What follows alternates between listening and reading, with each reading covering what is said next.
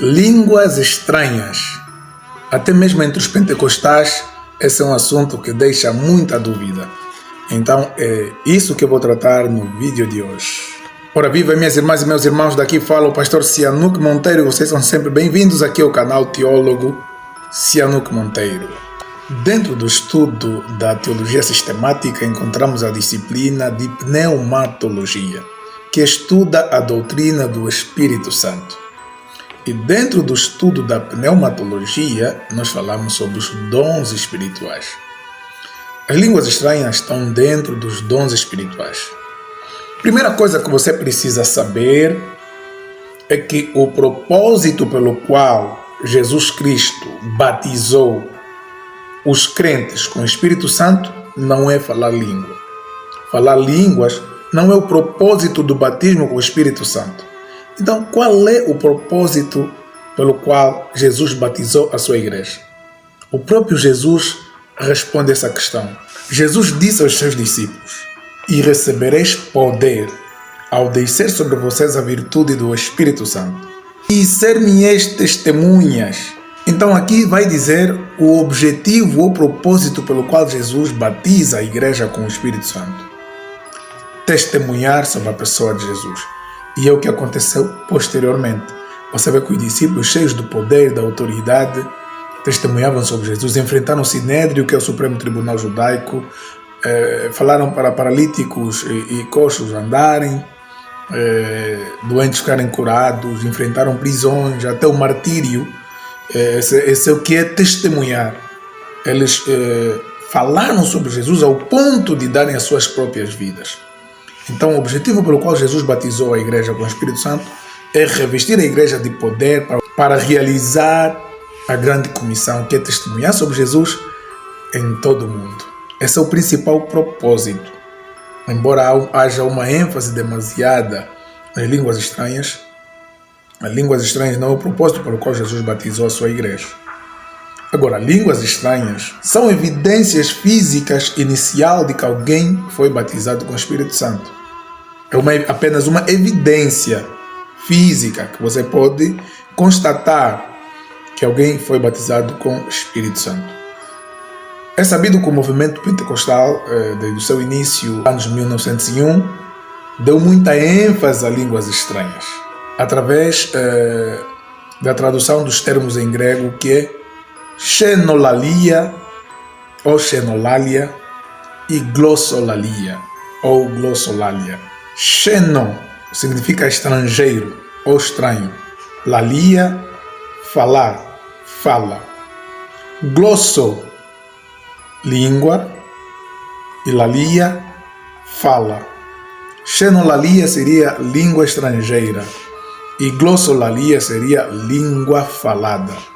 E eu vou trabalhar com estes termos debaixo de duas passagens bíblicas. E na primeira passagem eu abri aqui Atos capítulo 2, que diz o seguinte, a partir do versículo 1. Cumprindo-se o dia de Pentecostes, estavam todos reunidos no mesmo lugar. E de repente veio do céu um som, como de um vento veemente e impetuoso, e encheu toda a casa em que estavam assentados. E foram vistas por eles línguas repartidas, como que de fogo, as quais pousaram sobre cada um deles. E todos foram cheios do Espírito Santo e começaram a falar em outras línguas, conforme o Espírito Santo lhes concedia que falassem. Repare que começaram a falar outras línguas. Jesus prometeu isso. E falarão novas línguas. E quando se cumpriu o dia de Pentecostes, cumpriu-se também aqui o início do cumprimento da profecia de Joel, que diz que dos últimos tempos Deus derramaria o seu Espírito sobre toda a carne. E aqui começaram a falar em outras línguas, conforme o Espírito. Então significa que língua estranha é um dom espiritual, é um dom que o Espírito Santo concede à igreja. Começaram a falar em línguas conforme o Espírito. Então, não se tratou de fazer curso de inglês, de português, de francês, ou dos povos que estavam aí. Não se tratou de uma capacitação meramente humana, mas de uma capacitação sobrenatural que veio do Espírito Santo. Tens que ter em mente isso. que as línguas faladas foram conforme o Espírito Santo capacitou. Então é algo sobrenatural. E em Jerusalém estavam habitando judeus, varões religiosos de todas as nações que estão debaixo do céu. E, ocorrendo aquela voz, ajuntou-se uma multidão, estava confusa, porque cada um os ouvia falar na sua própria língua.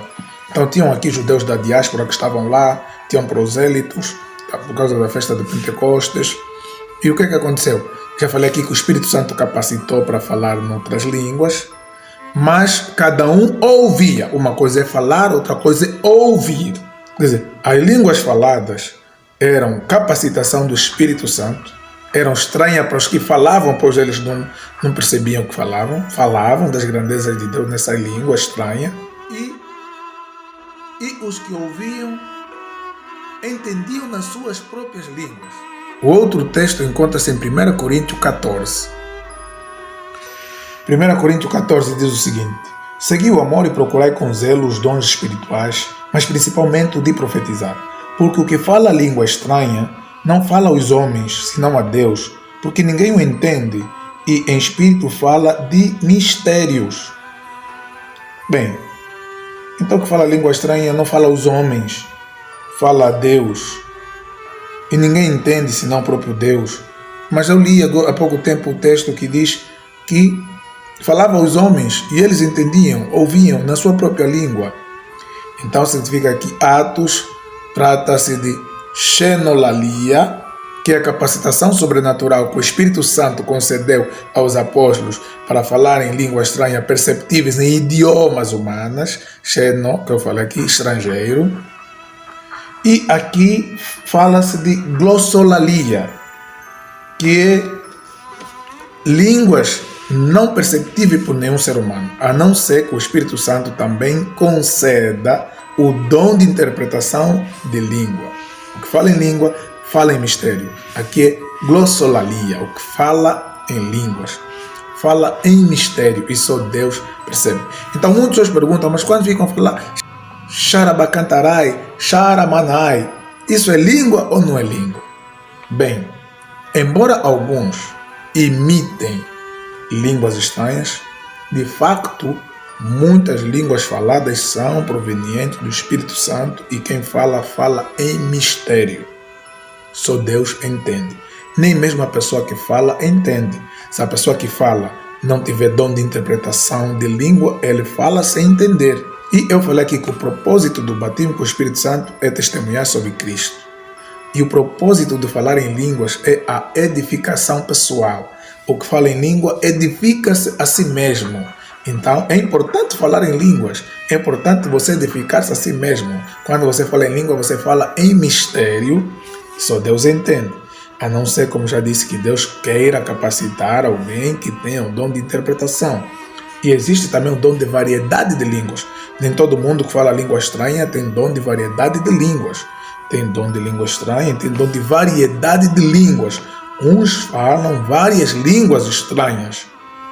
Até hoje, Deus pode fazer que aconteça o que aconteceu em Atos 2, quando ele tem um determinado propósito. Eu posso nunca ter participado de uma escola de mandarim ou qualquer outro idioma e Deus me capacitar a falar um idioma falado nas línguas humanas para Deus convencer alguém que esteja naquele meio que fala aquilo, que saiba que eu, Ciano, que sou angolano, falo português e não tinha como falar se não fosse uma capacitação sobrenatural, como também línguas estranhas que não sejam nenhum idioma humano e que só Deus entende. Então, é errado, como fazem muitas igrejas neopentecostais que ensinam, esforçam pessoas a falar língua. Língua estranha não pode ser ensinada. Pai, fala língua, fala xarabacantarai, fala xarabacantarai. Isso não. Línguas estranhas deve ser capacitada pelo Espírito Santo para que a pessoa possa então falar. Como eu disse aqui que línguas estranhas é a evidência inicial do batismo com o Espírito Santo, nós vamos ver que sempre que a Bíblia menciona sobre o batismo no Espírito Santo, menciona também o línguas estranhas. Vamos à Bíblia. Já vimos aqui que em Atos 2 houve o revestimento com poder e falou-se em línguas. Vamos para a casa de Cornélio, em Atos 2, 44. E dizendo Pedro ainda estas palavras, caiu o Espírito Santo sobre todos os que ouviam a palavra. E os fiéis, que eram da circuncisão, todos quantos tinham ouvido com Pedro, maravilharam-se de que o dom do Espírito Santo se derramasse também sobre os gentios, porque os ouviam falar em línguas e magnificar a Deus. Aquela mesma experiência de Atos 2 aconteceu em Cesareia, na casa do centurião Cornélio. No mesmo livro de Atos, agora na cidade de Éfeso, capítulo 19, lemos o seguinte: E sucedeu que, enquanto Apolo estava em Corinto, Paulo, tendo passado por todas as regiões superiores, chegou a Éfeso e, achando ali alguns discípulos, disse-lhes: Recebeste vós já o Espírito Santo quando crestes? Repare que já tinham crido na mensagem. Eles disseram: Nós nem ainda ouvimos que haja Espírito Santo. Perguntou-lhes então: E que sois batizados então? Eles disseram: No batismo de João. Mas Paulo disse: Certamente João batizou com o batismo do arrependimento, dizendo que o povo cresce no que após ele havia de vir, isto é, em Jesus. E os que ouviram foram batizados em nome de Jesus.